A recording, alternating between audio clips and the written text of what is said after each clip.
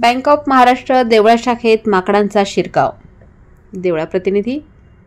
देवळा शहरात गेली बऱ्याच दिवसांपासून जंगली माकडांनी वास्तव्य केले असून शहरात गर्दीच्या ठिकाणी, बस स्टँड व इतरत्र सुमारे 5 ते 6 माकडे सतत इकडे तिकडे फिरताना दिसतात।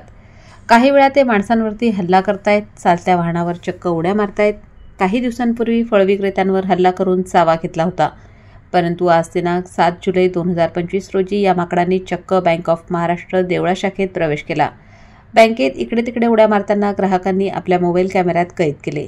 ग्राहक घाबरून गेले। बँक कर्मचारी हे माकड चावा घेईल या भीतीने चक्क घाबरले। माकडाने चक्क वाउचर उचलून घेतले।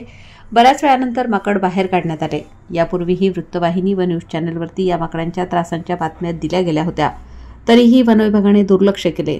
परंतु आता चक्क हे माकड बँकेत शिरकाव करायला लागलेत। त्यामुळे ग्राहक व बँक कर्मचारी यांच्यात चिंतेचे वातावरण दिसून येत आहे।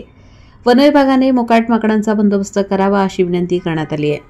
वृत्तसंकलन समाधान केदारे, निवासी संपादक, देवळा।